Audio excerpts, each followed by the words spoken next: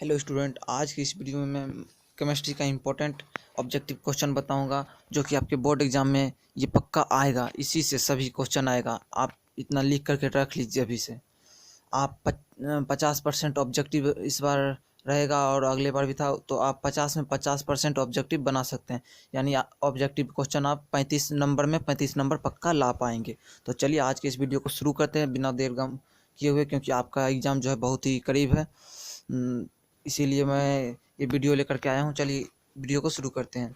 Important choose किया गया है बहुत ही अच्छे अनुभवी शिक्षकों के द्वारा, तो आप इस सभी को एकदम से याद कर लीजिए। कम से कम 2-4 बार वीडियो देख लीजिए तो आपको ऐसे भी याद हो जाएगा। तो यदि एक ठो और ऑब्जेक्टिव याद करने का मैं आपको ट्रिक बताता हूँ जो कि तुरंत याद हो जाएगा। देखिए, आपको सबसे पहले क्या करना है, क्वेश्चन को पढ़ना है। उसके बाद आप ऑप्शन पर नहीं जाइए, चारों ऑप्शन, आपको डायरेक्ट आंसर देखना है कि कौन सा आंसर है। तो उसमें आपको जो है याद बना रहेगा कि यही आंसर है। बाकी तीनों का आप भूल भूल जाइए, उसको पढ़िए ही मत। जो आंसर है उसी को पढ़िए। मैं उसी तरह से आपको बताऊंगा ताकि आपके दिमाग में वो घुस जाए और अच्छे तरीके से घुस जाए, ताकि आप एग्ज़ाम दे करके कम से कम आए। तब तक तो आप नहीं भूलें, ऐसे तो आप भूलेंगे ही नहीं। तो चलिए शुरू करते हैं और बहुत ही जल्दी याद हो जाएगा। चलिए शुरू करते हैं इस वीडियो को। यह कपड़ा धोने का सोडा है, तो ये जो है Na2CO3 10H2O, ये है कपड़ा धोने का सोडा। इसका राइट आंसर होगा ऑप्शन ए। अगला क्वेश्चन आपका है, बुझा हुआ चूना है। बुझा हुआ चूना है, तो इसका राइट आंसर हो जाएगा आपका सी नंबर, यानी CaOH का होल 2। तो चलिए अगला क्वेश्चन है, बोरेक्स का रासायनिक नाम है। बोरेक्स का रासायनिक नाम क्या है? तो बोरेक्स का रासायनिक नाम जो है, ये आप जानते होंगे, यहाँ है दोस्तों, सोडियम टेट्राबोरेट, ये है इसका रासायनिक नाम। तो चलिए अगला क्वेश्चन है, अगला, एड्स रोकने के लिए प्रयुक्त दवा है। एड्स को जो बीमारी है उसको रोकने के लिए प्रयुक्त दवा कौन सा है? तो ये है राइट आंसर इसका ए, यानी AZT। अगला है पैरासीटामोल, जो कि आप जानते होंगे ये दवा है। ये किस चीज़ का दवा है? तो ये है पीड़ाहारी। पीड़ाहारी यानी बुखार में भी ये काम आता है, पैरासीटामोल। अगला है, पर डेटॉल का उपयोग है। डिटॉल जो है, जो कि कटे खुटे पर लगाते हैं, तो वो उसका जो उपयोग क्या है, यह एंटीसेप्टिक के रूप में उसका उपयोग है। अगला है, ज्वर यानी बुखार को कम करने के लिए उपयोगी दवा को कहते हैं, उसे क्या कहते हैं? तो ये आपको पता होगा, ज्वर को कम करने की दवा को कहते हैं। अगला है, डेटॉल का उपयोग किया जाता है। ये देखिए 2 बार है। यह प्रतिरोधी के रूप में किया जाता है। अगला, पेट में अत्यधिक अम्ल को बनने से रोका जा सकता है। ये इसका जो राइट आंसर है आपका, यह प्रति अम्ल। तो ये है क्वेश्चन इम्पोर्टेंट, आप इसी को रटना है अभी से। और आप इसके अलावा ऑब्जेक्टिव, किसी भी ऑब्जेक्टिव को मत देखिएगा, यही देखिएगा, यही आएगा। रतौंधी किस विटामिन की कमी से होता है? तो रतौंधी का जो बीमारी है, ये विटामिन ए की कमी से होती है, जो कि ये राइट आंसर आपका होगा ऑप्शन बी। अगला है आपका, ये सुक्रोज का सूत्र है। सुक्रोज का सूत्र कौन सा है? ये आपको पता होगा, C12H22 और O11। तो ये है सुक्रोज का सूत्र। अगला है आपका, कार्बोहाइड्रेट जो जलांशित होकर 3 से लेकर 10 मोनोसैकेराइड इकाई प्रदान करते हैं, उसे कहा जाता है, उसे क्या कहा जाता है? आपको पता होगा, अलिगोसैकेराइड कहा जाता है उसे, अलिगोसैकेराइड। चलिए अगला है आपका, न्यूक्लिक अम्लों में क्रम रहता है, तो इसका राइट आंसर होगा आपका भस्म, शुगर और फास्फेट। तो ये राइट आंसर होगा ऑप्शन बी। चलिए अगला है आपका, दोस्तों ये इस वीडियो को आपको शुरू से अंत तक देखना है, बीच में बिल्कुल भी नहीं भागना है, नहीं तो घाटा आपको होने वाला है। इसमें तेरा घाटा, इसमें मेरा कुछ नहीं जाता। चलिए अगला है, एंजाइम क्या है? तो एंजाइम है प्रोटीन। एंजाइम जो है प्रोटीन है। अगला है आपका, C3H9N से बनने वाले बहुलक की संख्या है, तो इसका जो राइट आंसर होगा ऑप्शन सी होगा, यानी 4। अगला है प्राकृतिक रबर किसका बहुलक है, प्राकृतिक रबर किसका बहुलक है, तो ये जो आपको पता होगा आइसोप्रीन का बहुलक है। अगला है बुना एन तथा बुना ब्यूना एस है, ये क्या है, ये है संश्लेषित रबर, यह है संश्लेषित रबर। तो अगला क्वेश्चन आपका है पॉलीथीन एक बहुलक है, तो आपको पता होगा बहुत से एथीन, पॉली का मतलब होता है बहुत से, यानी बहुत से एथीन को मिलाकर पॉलीथीन बनाया जाता है, पॉलीथीन। तो इसका जो राइट आंसर होगा इथीन का, एथीन का बहुलक है, इथेन नहीं एथीन, इथीन होता है, एथीन का बहुलक है पॉलीथीन। आपका अगला क्वेश्चन है ग्लूकोज है, तो इसका राइट आंसर ये क्या है, हेक्सोज है, ग्लूकोज जो है हेक्सोज है, इसका राइट आंसर डी होगा। अगला विटामिन कौन सा विटामिन की कमी से रतौंधी होता है, तो इसका जो राइट आंसर होगा आपका ये होगा राइट आंसर, विटामिन ए की कमी से रतौंधी नामक रोग होता है, जो कि आँख का रोग है। अगला है बेंजीन का सरल सूत्र है C6H6, यह है बेंजीन का सरल सूत्र। चलिए अगला क्वेश्चन है आपका एनिलीन एवं एसिटल्डिहाइड प्रतिक्रिया कर बनाता है, एनिलीन एवं एसिटल्डिहाइड प्रतिक्रिया कर बनाता है सिक्पस बेस। अगला है बेंजीन का सरल सूत्र है, बेंजीन का सरल सूत्र जो है ऑप्शन सी है C6H6, इसमें गलत दिया हुआ है ऑप्शन ए, ये नहीं होगा। चलिए अगला क्वेश्चन है आपका एल्कोहल का क्रियाशील मूलक है, इसका जो राइट आंसर होगा OH होगा, एल्कोहल का क्रियाशील मूलक जो है OH है, इसका राइट आंसर डी होगा। अगला है आपका मिथेनॉल, मिथेनॉल का सूत्र है, मिथेनॉल का सूत्र है ये, इसका राइट आंसर होगा CH3OH, ये मिथेनॉल का सूत्र है। अगला है फेनॉल का, फिनॉल जो है इसका जो सूत्र कौन सा है ये बताना है आपको, तो इसका राइट आंसर होगा आपका C6H5OH, ये ऊपर वाला ऑप्शन ए। चलिए अगला क्वेश्चन है, अगला है ये CH3OC2H5 का IUPAC नाम है, तो इसका जो राइट आंसर है ऑप्शन जितना भी है इसमें से एक भी नहीं है, तो इसका ऑप्शन डी राइट आंसर हो जाएगा। अगला है CH4 में सिग्मा बंधनों की संख्या है, CH4 में सिग्मा बंधनों की संख्या 4 है। तो जितना क्वेश्चन को देख रहे हैं ये बहुत ही अच्छे अनुभवी शिक्षकों के द्वारा ये गैस किया गया है, तो ये इसे आप शुरू से अंत तक देखें और इसे एग्ज़ाम होने से पहले कम से कम 5 बार देख लें इस वीडियो को, और लाइक अभी के अभी कर दें, क्योंकि लाइक यदि आप करते हैं तो मेरा भी थोड़ा सा खुशी मिलता है, और आपको वीडियो ऐसे इसी तरह से प्रोवाइड करते रहेंगे, और एग्ज़ाम आने तक जो और भी इम्पोर्टेंट होगा एग्ज़ाम से पहले ही आपको ऑब्जेक्टिव फिजिक्स का तो मैं पहले दे दिया हूँ, और इंग्लिश का भी मैं दूंगा, फिजिक्स केमिस्ट्री और इंग्लिश, और हो सके तो मैथ में तो इसे इम्पोर्टेंट हालांकि कुछ कुछ दे दूंगा मैं, उसका भी आप कर लीजिएगा। चलिए अगला है ऊष्मा और विद्युत का अच्छा चालक कौन सा है, इनमें से अच्छा चालक कौन सा है, तो इसका राइट आंसर होगा सी ग्रेफाइट। यदि आपको ऐसे पूछा जाए कि और इसमें चांदी रहता तो सबसे अच्छा जो है ऊष्मा विद्युत का चालक जो है वो चांदी है। चलिए अगला क्वेश्चन है आपका निम्नलिखित अपरूपों में कार्बन का सर्वाधिक प्रतिशत अधिकतम है, तो इसका जो है राइट आंसर होगा सी, यानी ग्रेफाइट में कार्बन का प्रतिशत अधिकतम है। अगला है हीरे में कार्बन का संकरण है, तो हीरा में जो कार्बन का संकरण है वो है sp3, तो इसका राइट आंसर ये हो जाएगा sp3, ये हो जाएगा इसका राइट आंसर। चलिए अगला है कार्बनिक यौगिक में तत्व उपस्थित होना चाहिए, कार्बनिक यौगिक में तत्व उपस्थित होना चाहिए क्या, तो ये है कार्बन का तत्व उपस्थित होना चाहिए, इसका राइट आंसर ये हो जाएगा। चलिए अगला क्वेश्चन है एल्कीन निम्न में से कौन अभिक्रिया देता है, तो ये जो है ये ए और बी यानी योगात्मक और प्रतिस्थापन दो अभिक्रिया देती है, इसीलिए से इसका जो राइट आंसर है आपका ऑप्शन सी जो है सही हो जाएगा, ये आपका राइट आंसर हो जाएगा।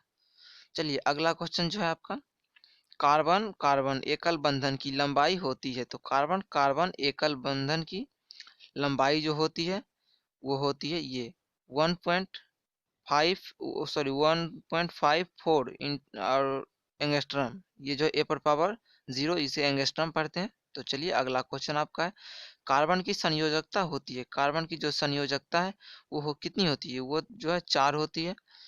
ऑप्शन डी इसका राइट आंसर हो जाएगा। अगला है आपका, कार्बनिक ठोस की शुद्धता का लक्षण है, कार्बनिक ठोस की शुद्धता का कौन सा लक्षण है, तो इसका जो राइट आंसर हो जाएगा आपका गलनांक इसका लक्षण है। चलिए आपका अगला क्वेश्चन है, सीएनजी के मुख्य रूप में होता, सॉरी सीएनजी में जो गैस है उसमें मुख्य रूप से होता है, क्या होता है, तो ये आपको पता होगा कि इसमें जो है मीथेन होता है, ये आपका राइट आंसर होगा। चलिए अगला क्वेश्चन आपका ये है कि 3 FeCN का होल 6 एक है, तो ये एक क्या है, तो ये है उपसंयोजक यौगिक है ये, तो इसका राइट आंसर ये हो जाएगा बी नंबर। अगला है आपका ये, तो इसका जो है K4FeCN का होल 6 में Fe का ऑक्सीडेशन संख्या पूछ रहा है, ऑक्सीडेशन नंबर, तो इसका जो राइट आंसर है आपका, मैं इसको लॉन्ग में नहीं बताऊंगा अभी निकालने के लिए, आप जानते होंगे निकालने के लिए, मैं लॉन्ग में यदि इसको निकालने के लिए बताऊंगा तो वीडियो बहुत लॉन्ग हो जाएगा, इसीलिए इसको इतना ही बता देता हूँ। इसका राइट आंसर ये हो जाएगा A+2। ऑक्सीडेशन नंबर से हर बार 2-3 क्वेश्चन या 4 क्वेश्चन पूछा जाता है एग्जाम में, तो आप ऑक्सीडेशन नंबर को सीख लीजिएगा। चलिए अगला है, किस यौगिक के केंद्रीय धातु का प्रसंकरण sp2 है, तो ये जो है इसका जो राइट आंसर हो जाएगा ऑप्शन सी आपका राइट आंसर हो जाएगा। चलिए अगला क्वेश्चन की ओर चलते हैं। अगला है आपका, ये वही क्वेश्चन है, अगला है आपका, ये संक्रमण तत्व को और भी नाम से जाना जाता है, तो संक्रमण तत्व को और कौन सा नाम से जाना जाता है, ये जो डी ब्लॉक तत्व के नाम से जाना जाता है। तो चलिए अगला आपका है, CuSO4, CuSO4 के घोल में लोहा का टुकड़ा डालने पर घोल का नीला रंग परिवर्तन हो जाता है, तो ये जो इसका जो राइट आंसर इसका जो आपका होगा ये सी होगा, भूरे रंग में हो जाता है परिवर्तित घोल। तो अगला है आपका, निम्नलिखित में से कौन सा तत्व कमरे के ताप पर द्रव अवस्था में पाया जाता है, तो ये आपको पता होगा कि ये जो है कमरे के ताप पर जो द्रव अवस्था में पाया जाता है, यह Hg यानी पारा, जिसका जो है जो द्रव अवस्था में पाया जाता है वो पारा है, Hg। चलिए अगला आपका, संक्रमण तत्व, संक्रमण तत्व जो है कौन सा, ये जो है ट्रांजिशन एलिमेंट ये पूछ रहा है, तो ये इसका जो राइट आंसर है आपका ऑप्शन डी हो जाएगा। डी खंड के तत्व को संक्रमण तत्व कहते हैं। अगला है, निम्नलिखित में लेड रेड लेड कौन है, रेड लेड कौन सा है, ये आपको बताना है, तो ये रेड लेड जो है Pb3O4, ये ऑप्शन ए जो है इसका राइट आंसर है। चलिए अगला क्वेश्चन है, डी ऑर्बिटल का आकार होता है, तो डी ऑर्बिटल का जो आकार है वो कैसा होता है, तो वो आपको पता होगा कि डी ऑर्बिटल का जो आकार है वो डबल डम्बेल होता है। चलिए अगला, बाह्यतम विन्यास, ये 3D4S2 विन्यास है, ये जो है इसका जो राइट आंसर गलत दिया, सॉरी ऑप्शन जो है इसका गलत दिया हुआ है, इसका राइट आंसर होगा Fe यानी लोहा। चलिए अगला है, क्षारीय मृदा धातु का इलेक्ट्रॉनिक विन्यास होता है, क्षारीय मृदा धातु का इलेक्ट्रॉनिक विन्यास जो है कौन सा है, तो ये आपका जो है वो है ये राइट आंसर ये हो जाएगा AnS2। चलिए अगला, निम्नलिखित में से कौन संक्रमण धातु का आयतन अचुंबकीय है, तो इसका जो राइट आंसर आपका हो जाएगा डी हो जाएगा, ये राइट आंसर हो जाएगा। चलिए, निम्नलिखित में से कौन एक प्रथम संक्रमण श्रेणी का तत्व है, ये जो इसका जो राइट आंसर है ये आपका सी है, ये जो है मैग्नीशियम Mg, ये इसका राइट आंसर है। अगला है, निम्नलिखित में कौन सा प्रथम पंक्ति का संक्रमण तत्व नहीं है, प्रथम पंक्ति का कौन सा संक्रमण तत्व नहीं है, तो इसका राइट आंसर हो जाएगा आपका ये है मैग्नीशियम। चलिए अगला है, अगला क्वेश्चन, भूपट्टी पर सर्वाधिक पाए जाने वाले तत्व हैं, तो ये जो है इसका जो राइट आंसर हो जाएगा आपका ऑप्शन ए हो जाएगा यानी सिलिकॉन। अगला है, निम्न में कौन क्षारीय भूमिज तत्व है, निम्न में कौन क्षारीय भूमिज तत्व है, तो इसका जो राइट आंसर है आपका ये हो जाएगा आपका ऑप्शन बी यानी सोडियम। चलिए अगला है, किस ग्रुप के तत्व किस ग्रुप के तत्व को संक्रमण तत्व कहा जाता है? Transition element. तो यही क्वेश्चन अभी आगे भी था, तो ये डी ब्लॉक के तत्व को संक्रमण तत्व कहा जाता है। चलिए अगला क्वेश्चन आ गया है। अब देख लेते हैं कितना क्वेश्चन है, बस थोड़ा बहुत क्वेश्चन और बचा है, उसे भी देख लेंगे। आपका सभी जो है 100% ही ऑब्जेक्टिव का काम हो जाएगा। बस ऑब्जेक्टिव यही देखना है आपको, और बहुत सारे वीडियो मिलेंगे, लेकिन ये जो है बहुत ही इम्पोर्टेंट वीडियो है। ये अनुभवी शिक्षकों के द्वारा बताया गया है, ये आपको मैं बार बार कह रहा हूँ, इसे आप रट लीजिएगा। और शुरू से अंत तक वीडियो जब देखना प्रारंभ करते हैं तो शुरू से अंत तक देखिएगा। चलिए अगला है आपका उजला और पीला फास्फोरस है। उजला और पीला फास्फोरस है, तो इसका राइट आंसर होगा ए, अपरूप। उजला और पीला, सॉरी, उजला और पीला फास्फोरस है, अप्रूव हो जाएगा इसका राइट आंसर। अगला नाइट्रिक अम्ल तैयार किया जाता है, तो ये है ओस्टवाल्ट विधि द्वारा नाइट्रिक अम्ल तैयार किया जाता है। चलिए अगला है आवर्त सारणी में द्वितीय आवर्त में तत्व की संख्या होती है, तो इसका राइट आंसर आपका जो ये हो जाएगा ऑप्शन बी, 8 होती है। अगला नाइट्रिक अम्ल का सूत्र है, तो नाइट्रिक अम्ल का सूत्र जो है ये आपको पता होगा HNO3, ये कई बार पूछा गया, ये भी इम्पोर्टेंट है, सभी इम्पोर्टेंट है इसमें, तो सभी को आप याद कर लीजिएगा। 5 बार कम से कम वीडियो देख लीजिएगा तो अच्छा तरह से आपको याद हो जाएगा, आप भूलिएगा नहीं। तो आप इस वीडियो को अभी तक लाइक नहीं किए तो लाइक कर दें, और चैनल को सब्सक्राइब करके बेल आइकन को दबा दें, ताकि मैं आपको बिहार बोर्ड से रिलेटेड या और भी कई सारे वीडियो इम्पोर्टेंट आपको पढ़ाई से रिलेटेड देते रहें। चलिए अगला है, सब्सक्राइब करने का कोई भी पैसा कुछ भी नहीं लगता है, फ्री में होता है, तो आपको ये सब तो पता ही होगा। चलिए अगला हीलियम का सूत्र है। हीलियम का जो सूत्र है वो है ये HE, ये इसका राइट आंसर हो जाएगा। चलिए अगला PCl5 एक है, तो ये क्या है, एक, तो ये है ऑक्सीकारक। चलिए अगला है किस यौगिक का द्विध्रुव आघूर्ण सबसे अधिक होता है? किस यौगिक का द्विध्रुव आघूर्ण सबसे अधिक होता है? तो इसका जो राइट आंसर होगा आपका HF, इसका जो द्विध्रुव आघूर्ण है वो सबसे अधिक होता है। अगला निम्नलिखित में कौन सी गैस एकल परमाणविक है? तो इसका जो राइट आंसर है आपका हो जाएगा बी, यानी हीलियम जो है एकल परमाणविक है, उसके परमाणु संख्या 1 होती है। तो चलिए अगला है आपका निम्नलिखित में कौन सी गैस जल पर एकत्रित नहीं की जा सकती है? तो इसका जो राइट आंसर हो जाएगा आपका, इसका ये हो जाएगा SO2, ये जल पर एकत्रित नहीं किए जा सकती है। अगला आवर्त सारणी के ग्रुप फर्स्ट के तत्व को जाना जाता है, तो ये किससे जाना जाता है? ये क्षारीय धातु के नाम से जाना जाता है। तो यही क्वेश्चन को घुमा फिरा के 3 बार कम से कम इस वीडियो में भी हो गया, और ये पूछा भी जाता है बहुत बार, इसीलिए मैं इसको 3 बार दे दिया हूँ। चलिए अगला ओलियम में H2SO4 के साथ कौन सा अवयव उपस्थित है? ओलियम में, तो इसका जो राइट आंसर आपका हो जाएगा ये हो जाएगा ये SO2, ये इसका राइट आंसर हो जाएगा ऑप्शन ए। चलिए अगला क्वेश्चन आपका नाइट्रोजन और ऑक्सीजन है। नाइट्रोजन और ऑक्सीजन क्या है? तो नाइट्रोजन और ऑक्सीजन जो है, सॉरी, ये इसका जो है ओलियम में H2SO4, तो इसका जो राइट आंसर होगा SO3 है। अगला है नाइट्रोजन और ऑक्सीजन है, तो इसका जो राइट आंसर हो जाएगा नाइट्रोजन और ऑक्सीजन क्या है, तो ये आपको पता होगा कि ये अधातु है। अधातु इसका राइट आंसर भी हो जाएगा। इनमें से कौन अधिक लुईस अम्ल है?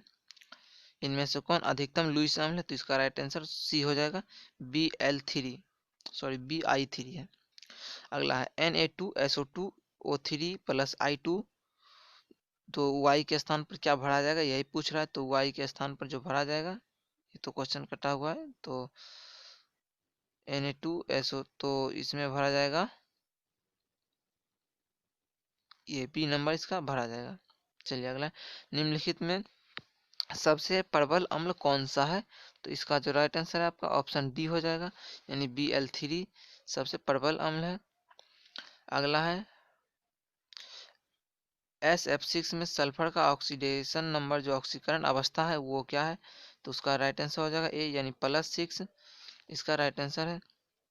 अगला है PCl5 का ज्यामितीय आकार होता है, तो इसका जो राइट आंसर होगा ट्राइगोनल, ट्राइगोनल बाइपिरामिड मिडिल, ये जो है इसका राइट आंसर हो जाएगा ट्राइगोनल पाइपिरामिडिल। चलिए अगला है आपका, निम्नलिखित में कौन पी ब्लॉक का तत्व नहीं है? पी ब्लॉक तत्व कौन सा नहीं है? इसका राइट आंसर हो जाएगा सी, मैग्नीशियम जो पी ब्लॉक का तत्व नहीं है। Mg यहाँ आपको दिख रहा होगा ऑप्शन। चलिए C2 अणु में, C2 अणु में पाई और सिग्मा बंधन की संख्या होती है, तो इसका राइट आंसर हो जाएगा पाई बंधन की संख्या भी एक होती है और और सिग्मा बंधनों की भी संख्या एक होती है। देखिए मैं आपको इसको बता देता हूँ अच्छी तरीके से। ये सी और ये सी, इन दोनों के बीच दो दो डबल बॉन्ड है, तो इसमें जो है एक पाई होता है, एक पाई बंद होता है, और एक जो है ये सिग्मा बंद होता है। सॉरी एक ये जो मैं बताया ये सिग्मा है और ये पाई से कहा जाता है, ये पाई और सिग्मा, तो यही है। अगला है किस अणु का द्विध्रुव आघूर्ण शून्य होता है? ये जो है BF3 का जो है द्विध्रुव आघूर्ण शून्य होता है। अगला इंपॉर्टेंट क्वेश्चन देख लेते हैं, निम्नलिखित में सबसे कम भास्मिक है, तो इसका जो राइट आंसर है आपका सी हो जाएगा, Ni3। अगला है आपका H2SO4 है, तो H2SO4 क्या है? ये है अम्ल है। अगला है सल्फाइड अयस्क का समाहरण किया जाता है, तो फैन उत्प्लावन विधि के द्वारा किया जाता है। अगला है सोडियम आवर्त सारणी के किस ग्रुप का सदस्य है? तो ये जो ग्रुप फर्स्ट का सदस्य है। अगला क्वेश्चन है आपका, अगला है निम्नलिखित में कौन सी धातु विद्युत विच्छेदन प्राप्त की जाती है? कटा हुआ है ऊपर, तो इसका राइट आंसर होगा ए यानी Ca, कैल्शियम। अगला है स्पेल स्पेल्टर जो है ये क्या है? तो इसका जो है अशुद्ध जिंक को स्पेल्टर कहते हैं, तो ये हो जाएगा बी इसका राइट आंसर। अगला है एल्युमिनियम के मुख्य अयस्क का नाम बताएं। एल्युमिनियम का मुख्य अयस्क जो है ये बॉक्साइट जो है एल्युमिनियम का मुख्य अयस्क है। अगला है डोलोमाइट जो खनिज है, डोलोमाइट खनिज में क्या पाया जाता है? तो ये आपको पता होगा मैग्नीशियम का अयस्क है मैग्नीशियम का, तो इसमें मैग्नीशियम पाया जाता है। अगला है नीला थोथा का रासायनिक सूत्र है, नीला थोथा का रासायनिक सूत्र जो है CuSO4 5H2O, ये है नीला थोथा का रासायनिक सूत्र। अगला है बिना बुझा चूना को जब जल में डाला जाता है तो अभिक्रिया होती है, तो कौन सी अभिक्रिया होती है? तो ऊष्माक्षेपी अभिक्रिया होती है, इसका राइट आंसर ऑप्शन ए हो जाएगा। अगला है अयस्क में उपस्थित अशुद्धि को कहते हैं, तो इसको गैंग कहते हैं, आपको ये भी पता होगा, तो इसका राइट आंसर हो जाएगा ऑप्शन बी। अगला है कॉपर पाइराइट का सूत्र है, तो इसका जो राइट आंसर CuFeS2, ये कॉपर पाइराइट का सूत्र है। अगला है निम्नलिखित में किसके लिए हिमांक का अवनमन अधिकतम होता है? तो इसका राइट आंसर हो जाएगा K2SO4 में। अगला है आपका निम्नलिखित में कौन सा अनुसंख्यक गुणधर्म नहीं है? तो इसका ये राइट आंसर हो जाएगा प्रकाशीय क्रियाशीलता। अगला है समान ताप एवं दाब पर किसी गैस के 1 मोल का आयतन होता है, तो इसका राइट आंसर आपका ये बी देखने को मिल रहा है 22.4 लीटर। अगला क्वेश्चन की ओर देखते हैं, प्रथम कोटि की, अब बहुत ही थोड़ा बचा हुआ है, आपको ऐसा ना लगे कि बहुत ज़्यादा है तो आप छोड़ कर ना जाए, अब बहुत कम बचा है। प्रथम कोटि की अभिक्रिया के लिए वेग स्थिरांक इकाई होती है, तो इसका जो राइट आंसर है ऑप्शन ए समय इन्वर्स है। अगला जल में H2 जो गैस है, जो Cl2 जो क्लोरीन, ये भी गैस है, और सूर्य के प्रकाश में जो है क्या बनाता है? तो 2HCl बनाता है।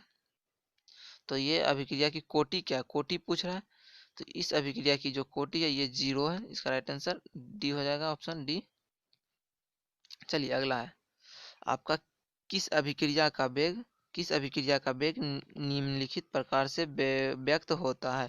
तो इसका जो राइट आंसर है ऑप्शन बी हो, इसका राइट आंसर है।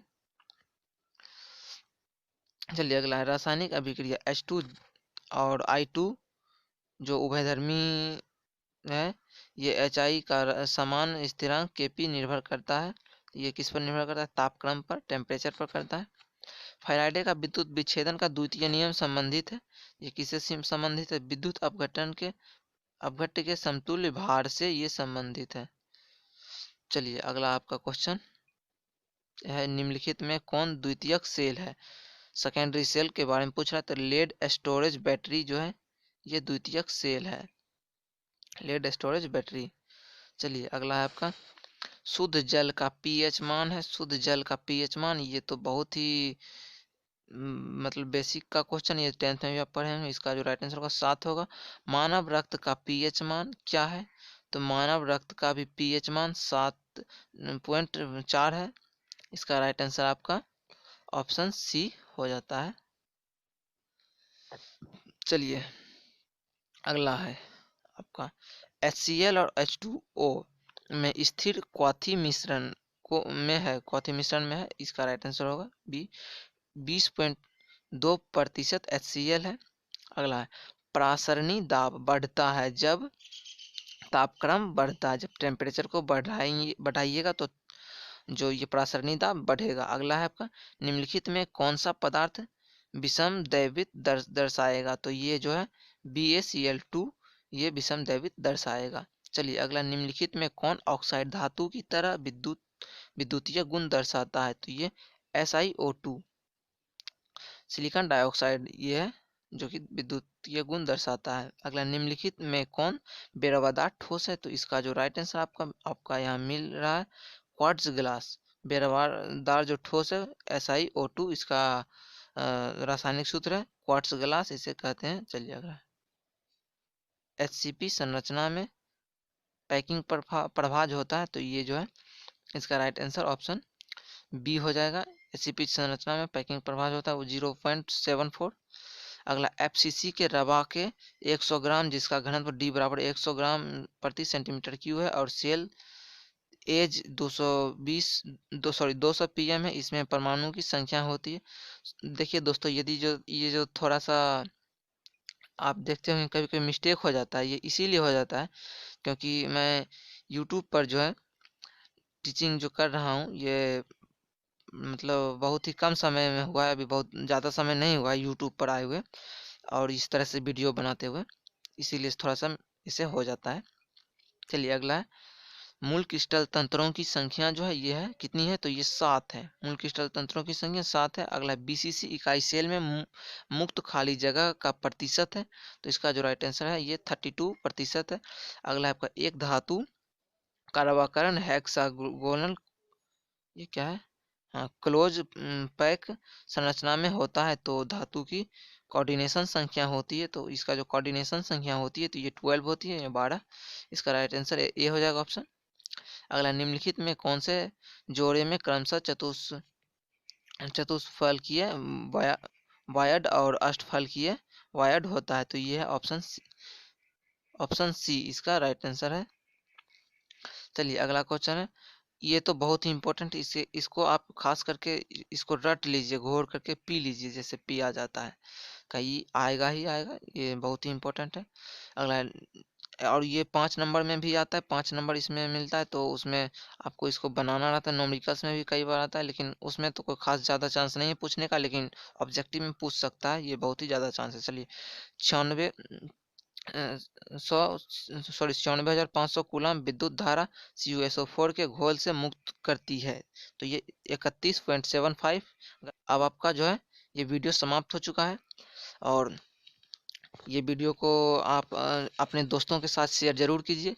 ये वीडियो जो आपके दोस्त को भी फ़ायदा पहुंचाएगा और आपको भी फ़ायदा पहुंचाएगा। तो जितने भी आपके दोस्त जो होंगे जो 12th का एग्ज़ाम देते होंगे उनके पास शेयर करें और इस चैनल को आप सब्सक्राइब ज़रूर कर लें और बेल आइकन को भी दबा दें ताकि आपको मिल सके ऐसी ही इम्पोर्टेंट वीडियो हर वक्त। चलिए।